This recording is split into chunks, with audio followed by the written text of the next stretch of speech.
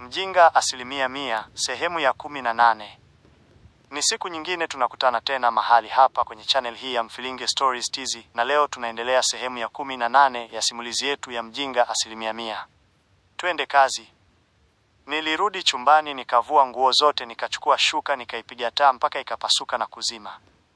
Alijua mimi mshamba sana, eti kuzima taa siwezi. Si hii sasa nimezima, yani mimi nina akili tu nyingi, sema sitaki tu kuzionyesha. Niliongea taratibu huku nikivuta shuka na kujifunika. Kama kuna siku nililala usingizi mtamu, usio na kelele, tulivu, hamna mboinki, basi ni hii siku. Kiukweli nilenjoy mno, maana godoro lilikuwa kubwa linanesa hadi raha. Usingizi ulinichukua nikalala fofofo huku nikiota ndoto nzuri. Asubuhi na mapema niliamka, nilivaa nguo zangu vizuri, ile natoka tu madam naye akawa anatokea chumbani kwake. Shikamoo madam, nilimsalimia, na muda huo mwanae mkubwa Joyce akatokea. Marahaba Kanjunju, vipi umeamka salama? Aliitika salamu na kuniuliza, nikamwambia salama kabisa. Hivi usiku taa uliweza kuzima kweli au ililala inawaka?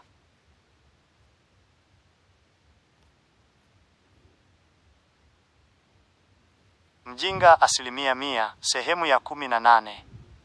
Ni siku nyingine tunakutana tena mahali hapa kwenye channel hii ya Mfilinge Stories TZ, na leo tunaendelea sehemu ya 18 ya simulizi yetu ya Mjinga 100%. Twende kazi. Nilirudi chumbani nikavua nguo zote, nikachukua shuka nikaipiga taa mpaka ikapasuka na kuzima. Alijua mimi mshamba sana, eti kuzima taa siwezi. Si hii sasa nimezima, yani mimi nina akili tu nyingi, sema sitaki tu kuzionyesha. Niliongea taratibu huku nikivuta shuka na kujifunika.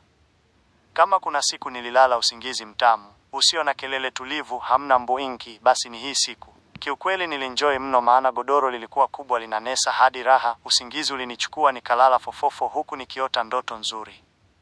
Asubuhi na mapema niliamka, nilivaa nguo zangu vizuri, ile natoka tu madam naye akawa anatokea chumbani kwake. Shikamoo madam, nilimsalimia, na muda huo mwanae mkubwa Joyce akatokea. Marahaba Kanjunju, vipi umeamka salama? Aliitika salamu na kuniuliza, nikamwambia salama kabisa. Hivi usiku taa uliweza kuzima kweli au ililala inawaka? Aliniuliza. Ndiyo nilizima madam, kuzima kwangu kitu kidogo sana, hakiwezi kunisumbua kabisa, nilimjibu.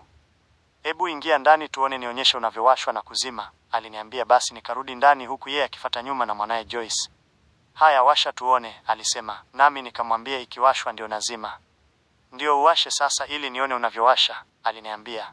Hapa ndo nilichanganyikiwa, maana ukweli mimi nilikuwa najua kuzima tu, ila kuwasha hapana, sijui. Madam, kwa nikamuite Melina aje awashe tu, mimi nimesahau kidogo tu, haina shida, baadaye atawasha nitazima, nilimwambia huku naombea atoke nje asiendelee kuniuliza, maana nilikuwa naibika kwa huyu mwanae. Haya sawa, tufanye umesahau kuwasha, hebu nionyeshe ulizimia wapi, aliuliza, nami haraka nikamwambia nilipiga na shuka ikazima kabisa. Yani we mjinga kweli, ulipasua tada kweli, kazi ipo, narudia kazi ipo kwa staili hii.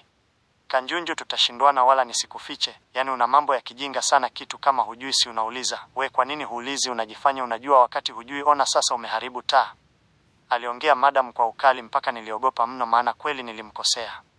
Haraka nilipiga magoti mbele yake nikaanza kumwomba msamaha huku nikilia, na muda huo mwanae alikuwa anacheka sana. Nisamehe madam, hivi vitu kwetu polini havikuwepo, nimevikuta huku ukubwani. Naomba sana, nipo chini ya miguu yako, sitorudia kweli kabisa, kitu kama sijui nitakuwa nauliza, niliongea nikiwa nimepiga magoti. Kanjunju, naona swala la we kufanya kazi humu ndani na nje liishe tu. Kuanzia leo na kupeleka garaji ukajifunze ufundi, ukijua nitakupeleka VETA mwezi mmoja ujifunze udereva ili uwe dereva wangu na familia, aliongea madam akiwa siriazi. Na kwa kuwa ndo zilikuwa ndoto zangu, basi nilimshukuru sana kiukweli, ila tu nilimuuliza nitakuwa nalala wapi pamoja na kula. Kulala na kula utakula hapa hapa, wala usihofu, kikubwa ujinga sitaki kabisa, ukifanya hata huko garaji naweza ahirisha, aliniambia. Nitakuwa makini madam, na kuahidi sitokuangusha kabisa, nilimwambia nikimhakikishia. Sawa, jiandae nikupeleke asubuhi hii, aliniambia. Kisha yeye na mwanae wakatoka nje. Nilivua nguo nikavaa zingine nzuri na kutoka. Nilifika sehemu ya kulia chakula, nikaona madam yupo kupata chai, akaniambia niende ninywe chai haraka tuondoke. Sikupoteza muda kabisa, nilienda haraka nilikunywa, kisha tukaondoka hapa nyumbani kwa kutumia usafiri wake, gari kama ambayo niliona inakatisha kule juu. Baada ya muda tulifika nje ya garaji moja. Sikia Kanjunju, dundusi pumbuna, hii ni garaji yangu na haya maduka ya spi mawili makubwa ni yangu, hivyo jifunze ili ujue kama nilivyokuambia utakuwa dereva wangu, yani utafaidi sana, aliniambia Madam Tunda. Kiukweli nilifurahi sana, na kubwa nililomwahidi ni sitomwangusha. Sawa na iwe hivyo, twende sasa nikakukabidhi kwa mafundi wakuu, alisema madamu akinifungulia mlango. Nilishuka naye akashuka, tukaingia ndani ya garaji. Kiukweli ilikuwa kubwa, kuna magari kila aina, pia mafundi ni wengi na kila mmoja yupo bize na kazi. Tulifika mpaka kwa fundi mmoja ambaye alionekana mkubwa kidogo kiumri. Boss, karibu, alikaribisha yule fundi. Nimekaribia fundi za leo. Tunamshukuru Mungu, ni nzuri. Okay, fundi, sasa huyu kijana wangu ni ndugu yangu, nataka ajue ufundi na udereva ili akijua awe ananiendesha, si unajua tunazeeka saizi, aliongea madamu huku akimpa pesa ambazo kwa kuhesabu haraka haraka zilifika 300 hivi. Asante sana boss, mi hapa, atajua kila kitu, wala usihofu kabisa juu ya hilo, alisema fundi akiweka pesa mfukoni. Sawa, hiyo utapata soda. Asante sana boss. Kiukweli nilifurahi sana jamani, maana nilichokuwa nataka tayari nipo hatua za kukipata. Baada ya hapo madam alienda dukani kwake, mimi nikabaki na fundi. Kijana, hujambo? Fundi alitaka shikamoo, na kwa kuomba alisema sijambo, nami nikasema sijambo, shikamoo. Marahaba, jina lako nani? aliuliza. Naitwa Kanjunju Dundusi Pumbuna, nilimtajia. Sawa, sasa kwa vijana wenzio wale kawaambie mimi mwenzeno, alivyosema tu haraka nilienda nikawasalimia. Wenzangu hamjambo, nilisema hawajambo sababu niliona neno hujambo wakubwa wanalitumia sana. Haya bana, si hatujambo, unasemaje? Wale vijana mafundi wadogo wadogo waliniuliza, ndipo nikawaambia mimi ni mwenzao, fundi mkuu amesema nije hapa. Oh, sawa sawa, karibu sana, sema nenda kule nje kaulize garage ya Darko Auto Garage. Ukionyeshwa waambie wakupe silencer ya buku, gesi ya 500 na spana size 100 pesa. Waambie tutaleta, na waambie umetokea garage hii ya Mwikom Garage. Fanya haraka, tunataka tufungue injini. Waliniambia hawa vijana mafundi ambao kiumri wamezidi kidogo na wengine nimewazidi.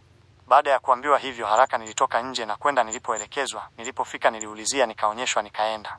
Niliwakuta mafundi kama wale wale, nikawasalimia na kujitambulisha kuwa natokea garage ya jirani. Okay, sawa, tukusaidie nini?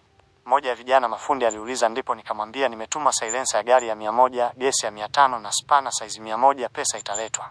Nilivyoongea hivyo ajabu walianza kucheka, fundi walicheka sana na mwisho akasema nisihofu, nisubiri hivyo vitu kwa waniandalie. Tabu iko pale pale. Kweli kuna silencer ya gari inauzwa, acha nikae kimya bwana Kanjunju. Usisahau kutembelea YouTube channel yetu hii ya Mfilinge Stories TZ, subscribe, share, like. Uwe na siku njema mpendwa, asante. Huu ndio mwisho wa sehemu ya 18 ya simulizi ya mjinga 100%. Nini kitafuata kwa Kanjunju baada ya kutumwa vitu ambavyo vinachekesha huko garage?